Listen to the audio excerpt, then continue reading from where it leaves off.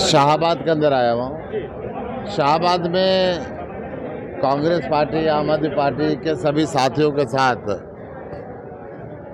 जो समय बचा 37 दिन, इसको कैसे इस्तेमाल करना है, कैसे गांव-गांव के अंदर जाना है, कैसे लोगों को हाथ जोड़ने हैं, कैसे ये देश के संविधान को तोड़ने पे बीजेपी लगी हुई है, देश के लोकतंत्र को ख़त्म करने पे बीजेपी लगी हुई है, किसानों के ऊपर जो अत्याचार किए, बेटियों पर जो अत्याचार किए, उसको कैसे समझाना है।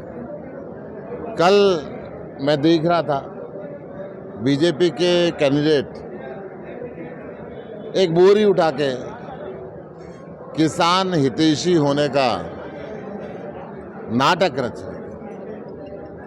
जब इसी कुरुक्षेत्र में पीपली पे किसानों पे गोली की शुरुआत हुई, जो कुरुक्षेत्र से शुरुआत होकर पूरे देश के अंदर बीजेपी ने जुल्म किया, किसानों के ऊपर मुकदमे करे, 1.5 साल तक सर्दी, गर्मी, बरसात, तूफान के अंदर किसानों को बैठा के रखा। उस समय नवीन जी कहाँ थे? मैं उनसे पूछना चाहता हूँ। जो हवाई जहाज में रहने वाले, एक पानी का गिलास ना उठाने वाले, आज बोरी उठा के दिखा रहे हैं। वो भी मुझे पता चला कि थोड़ी सी कमर में उसमें शायद कोई कह रहा था कोई फिजियोथेरेपी वगैरह करा के, मुझे नहीं जानकारी। अभी कोई मुझे बता रहा था कि वो करते करते 2 बार गिर गए थे बोरी उठाते उठाते। उन्होंने शायद खुद भी ट्वीट किया है। तो चुनाव लंबा है अभी।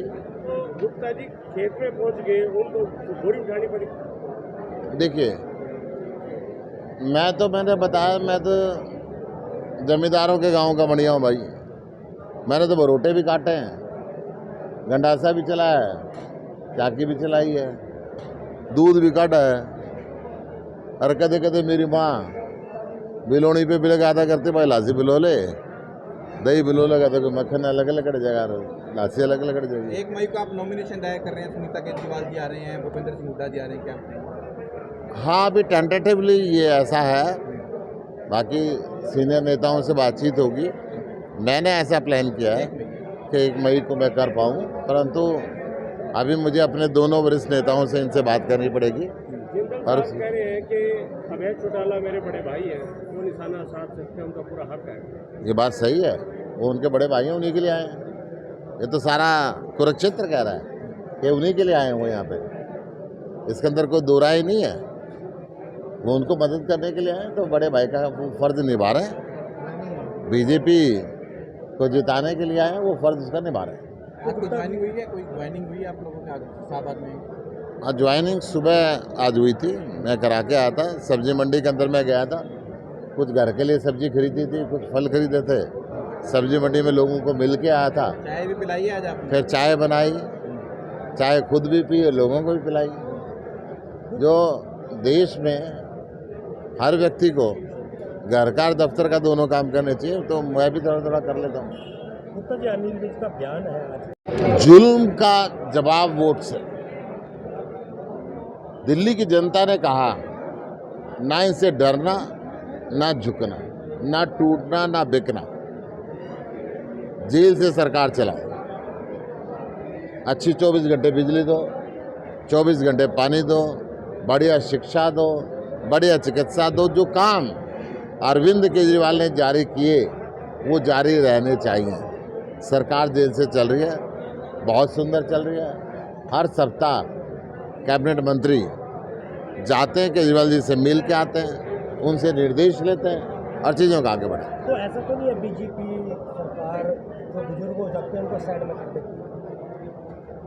बीजेपी सरकार तो भाई इनके संस्कार ही हैं बुजुर्गों को साइड में कर देना, ये सदा ही करते आए। इनके अनिल विज तो बहुत दुखी है बेचारा, उनकी हालत में मुझे भी ऐसा लगता है कि शायद बीजेपी ने अच्छा नहीं किया।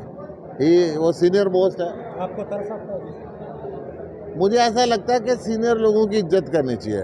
अगर घर के अंदर अपने घर को कि आप बुजुर्गों की इज्जत करना बंद कर दोगे तो कैसा घर का हाल होगा आप अंदाज़ा लगा सकते ये मनोहर लाल भी हटा दिए ना सीएम से। हैं। मैं तो ये कह रहा हूँ कि कोई भी हो, बुजुर्गों की घर में इज्जत होनी चाहिए और सरकार में भी होनी चाहिए। उनके तजुर्बे का लाभ उठाना चाहिए, उनसे चर्चा करनी चाहिए। वो तो कह रहे हैं हमारे तो किसी ने पूछा ही नहीं।